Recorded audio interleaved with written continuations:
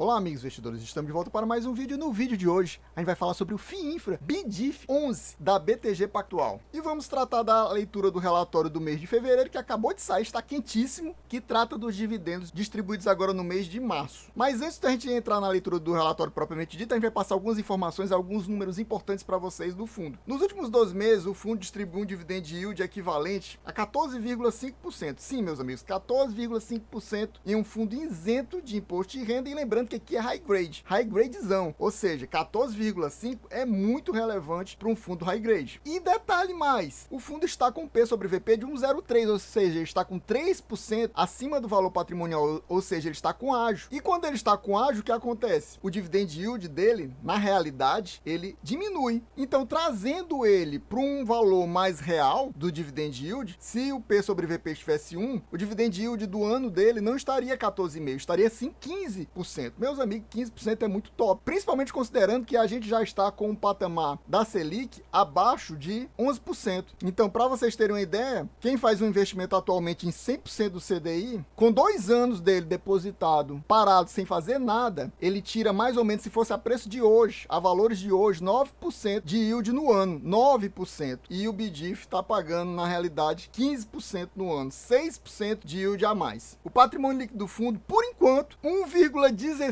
bilhão. Atualmente é o segundo maior da nossa bolsa. Só perde para o Cadif, que é o maior da nossa bolsa. Só que o fundo está emitindo, ou seja, está na 4ª emissão de cota deles, tentando captar mais 600 milhões. Se ele captar mais 600 milhões, agora ele vai tomar uma distância bem grande, por exemplo, do terceiro lugar que está na cola dele, que é o Juro 11. O Juro 11 está na cola dele, bem pertinho dele. Se ele conseguir captar 600 milhões, ele vai abrir uma boa dianteira em cima do Juro 11. O número de cotistas dele atualmente é 28.500. Nesse relatório aqui cita 29.500, ou seja, ele perdeu uma quantidade razoável de cotistas, mas ainda é uma quantidade muito boa. Ele é um dos que tem maior número de cotistas. Basicamente, ele só perde para o queridinho, né? O número 1 em termos de cotistas, que é o Juro 11, que eu acabei de citar ele, que tem quase 40 mil cotistas atualmente. O último dividendo pago por ele no meio de março foi de R$1. Isso dá um yield equivalente do mês a 1,06. Meus amigos, para vocês terem uma ideia, ontem eu lancei um relatório sobre o XPCA, e o XPCA é um fiagro e é high yield. Então, um fiagro high yield deu exatamente 1,06 de yield no mês. E ele aqui tá dando 1,06 sendo high grade. Então, aqui a vantagem é muito maior. Eu, por exemplo, para mim, para compensar investir num high yield, ele tem que ter uma vantagem de uns 2 a 3%, pelo menos 2% ao ano de yield. 2%. Ou seja, como ele tá com 15% atualmente, teria que ser um high yield a 17% ao ano para compensar. E vão ser pouquíssimos high yield que você vai conseguir 17%. Só alguns fundos fiagros, que são os mais arriscados no momento e que estão com algum problema. Os outros que não estão com problema estão pagando na faixa de 15,5, 16 no máximo. Então ele tá, para mim, com uma vantagem muito grande em relação a esses fundos mais high yield. E lembrando que aqui a gente não faz recomendação nem de venda nem de compra, porque alguém pode dizer assim: ah, tu tá querendo então recomendar que compre BDIF. Não, não estou não. Isso aí cabe simplesmente somente a você. Você vai pegar essas informações que eu estou te passando aqui, estuda melhor e aí sim você vê se você acha que vale a pena investir no BDIF, montar posição ou até deixar posição no BDIF, se livrar desse fundo de uma vez. Outra coisa que vale lembrar, ontem saiu os anúncios dos dividendos de vários FII Infras e alguns deles anunciaram dividendos estúpidos. Não sei se o BDIF vai fazer isso, porque ele anuncia diferente, ele anuncia lá para o meio do mês. Ontem, CPTI 11 e o CDI 11 anunciaram dividendos estúpidos, bem além do normal. Aí você vai me perguntar, por que isso aconteceu? Exatamente por causa que teve uma valorização nas debêntures deles. Provavelmente eles venderam e estão distribuindo o ganho de capital com os seus cotistas. E até o Juro 11, que estava distribuindo dividendos estúpidos até um dia desses aí, uns 3 meses atrás, voltou a distribuir acima do normal. Então, você fica de olho nisso. Se você gosta de bons dividendos, pode ser que seja um bom momento de investir em FII Infra. Mas, provavelmente, isso não vai se manter por muito tempo, não. E depois volte a normalizar. Mas, por enquanto, tá dando bons dividendos. Em alguns, né? Não são em todos, não. São em alguns FII Infras. Entrando na leitura do relatório propriamente dito agora, no mês de fevereiro, aqui o fundo fez algumas compras das debêntures Acer 12, 58 milhões, Conex, 25 milhões, CTTP, 25 milhões. E venderam o quê? Anet 12, 23 milhões, IRJS 14, 21 milhões, VBRR 11, 20 milhões, PTAZ 11, 11 milhões, RISP 22, 9 milhões, SABP 12, 6 milhões, MTRJ 19, 5 milhões. Na PT BAZ11 e na RISP22 eles zeraram posições, ou seja, não tem mais nada dessas debêntures, e nas demais aí que ele citou que venderam, eles venderam apenas parte dessas debêntures. E para que eles fizeram isso? Com qual intenção? Monetizar ganhos do portfólio e liberar caixa para futuras alocações. Isso aqui é algo que eu gosto de mostrar para vocês, só para atualizar, mas normalmente não muda muito. O principal setor que o fundo está investindo atualmente é saneamento, continua saneamento, 34,5%,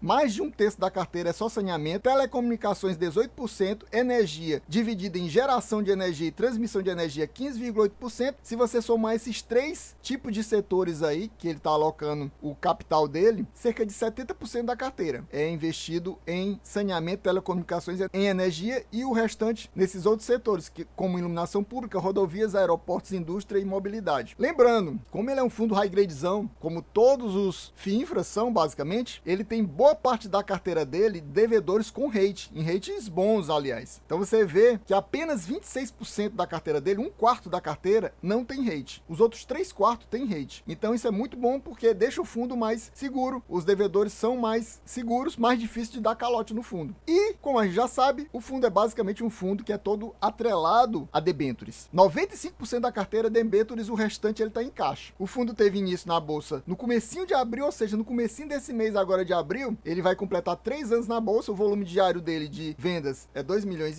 e a taxa de administração dele é relativamente baixa, 0,75% ao ano. E esse benchmark aqui, ele normalmente bate ele, mas só que ele nunca bate com muita folga, diga-se passagem. IMAB mais 2% ao ano. Vimos aqui para a carteira do fundo, mas antes disso eu queria que você me dissesse aqui nos comentários, você possui BDIF 11 na sua carteira? Tá pensando em colocar na sua carteira? Tá pensando em aumentar a sua exposição? Ou tá pensando até em se livrar dele? Me diga aqui nos comentários para a gente trocar essa informação, trocar figurinhas. Me diga se você possui outro FIINFRA também, não apenas o BDIF 11. Você diz quais são os seus FIINFRAs e eu digo aqui quais são os meus FIINFRAs. E meu amigo, se você não é inscrito nesse canal, meu amigo, não perca mais seu tempo de forma alguma. Deixa aquele likezão, se inscreva no canal, deixe seu comentário e ative o sininho para ajudar a gente a bater a meta que é de 250 views. Atualmente estamos pedindo 250 views nos FIINFRAs para a gente trazer mais uma leitura do próximo relatório que deve sair no final do mês de abril. Sai o relatório do mês de março e a gente traz ou no finalzinho do mês de abril ou no iniciozinho do mês de maio. Dessa vez a gente conseguiu trazer no finalzinho do mês de março a leitura do relatório do mês de fevereiro, que acabou de sair, como eu falei, está quentíssimo ainda. Aqui eu marquei para vocês os principais devedores do fundo. A Rio Mais e a Liga, que tem essas respectivas debêntures, devem 6% ao fundo, do patrimônio líquido do fundo. Uma 67 milhões e outra 65 milhões. A Conecta também tem 6% do fundo, dividido em duas debêntures. Então esses são os principais devedores. Você vê que o fundo, ele é bem diversificado. Porque o ideal é você ter um devedor que deva no máximo 5%, mas 6% tá bem ok. 6% tá bem ok. Não é nada de absurdo. Se você for ver vários fundos imobiliários e fiagros, tem alguns devedores, às vezes, até com 20%, 30% da carteira. Isso sim é preocupante. Isso sim é preocupante. Mas 6% tá bem ok. Ele tem 3 devedores, basicamente, devendo 6. Alguns devendo 5, que já tá bem ok. E vários devendo abaixo de 5, como a gente vê aqui. Aqui a gente vê o setor do devedor. Eu vou mostrar a primeira parte, porque não dá para mostrar todos, são vários. Aqui nós temos os emissores.